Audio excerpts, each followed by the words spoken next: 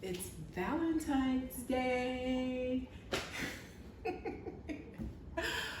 Welcome to the Lemon Bar Lady. Today I'm sharing with you my red velvet brownie recipe. It's very rich. These brownies are very, very rich. They're very, very decadent, and they're worth every single calorie. It's worth the splurge. And you know what? It doesn't require you to have this pastry chef skill level. They're simple, they're worth the effort, but you don't have to be this masterful chef. And that's why I'm sharing it with you. Everything that I'm sharing with you today is the exact same recipe that I use at my bakery, Chic Sweets Fine Desserts. So let's get started. I've already melted down 2 sticks of butter along with 1 cup of chocolate chips. To that, I will add 2 teaspoons of vanilla, a half a cup of brown sugar, a cup and a half of granulated sugar,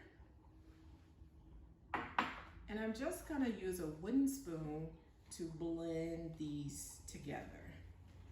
And it's best to, when you're making a brownie, you really want to work with the ingredients while they're warm.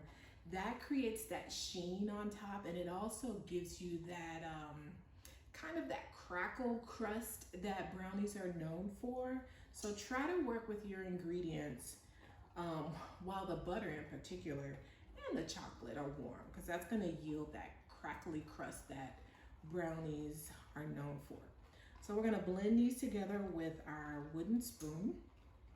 And at this point, we will add 5 room temperature eggs. And these eggs are going to be added in parts.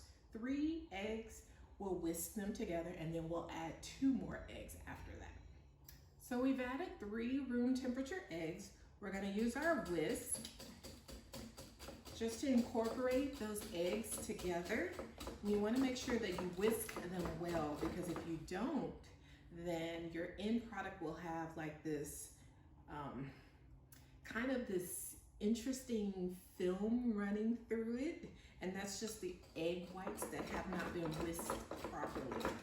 So add your 3 room temperature eggs, add 2 more eggs,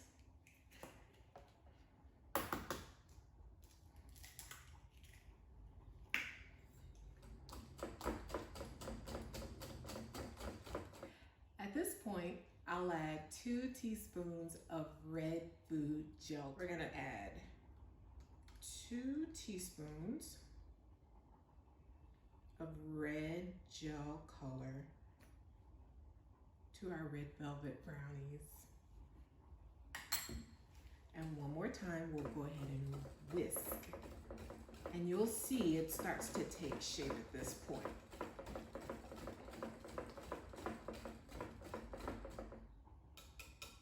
Nice, it's glistening. It already smells heavenly.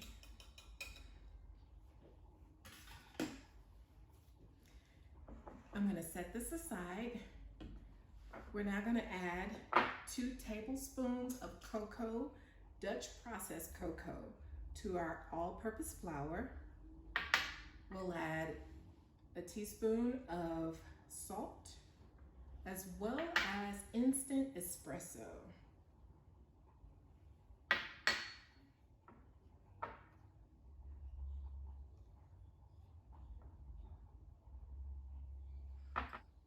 Add that to your chocolate mixture and use a whisk, use a rubber spatula to fold.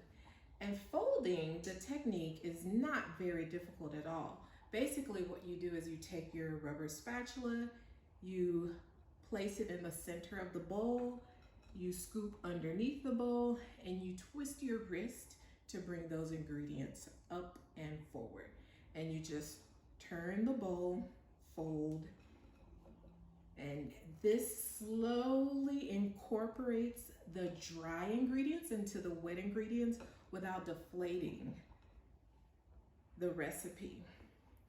And oftentimes you use the folding technique when you're incorporating egg whites into cake batter. There are lots of ways, lots of reasons why you want to fold your dry ingredients into your wet ingredients. And we're using that technique here today with the red velvet brownies. And so it's coming together nicely.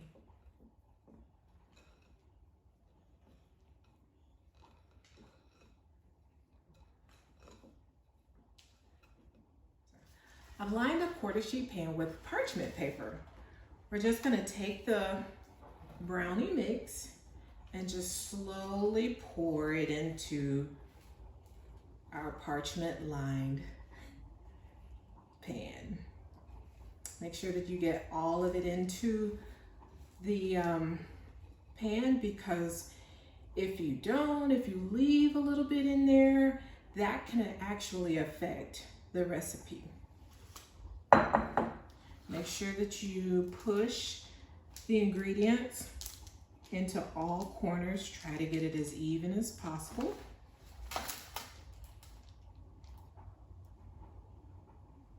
And that's it.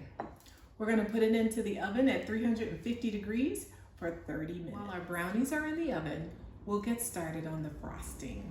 We have 2 sticks of unsalted butter as well as an 8-ounce brick of cream cheese.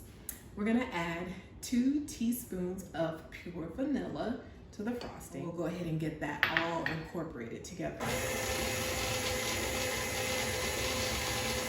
While that's blending, we'll add 2 cups of powdered sugar. And we're gonna add this slowly, because if you've ever worked with one of these industrial mixers, you pour all of the dry ingredients, you'll have a mess. You pour all the dry ingredients in at one time, you'll have a mess. Everything just starts flying all over the place. So I'll use my rubber spatula just to add quarter of a cup at a time. Our brownies are now done. They've cooled and we've frosted them. Don't they look adorable? You can dress up your brownies any type of way. You can cut them into simple squares, or if you're feeling a little bit more festive, find a heart-shaped cookie cutter and cut your brownies into a heart. Aren't these adorable?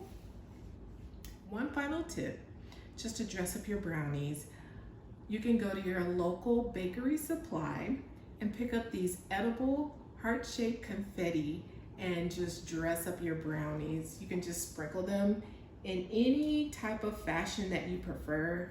They tend to have a mind of their own. So I just keep them in a straight line, and it just dresses up your brownies and make them so fun and festive. Whoever you make these brownies for will appreciate them because they're straight from the heart. Happy Valentine's Day.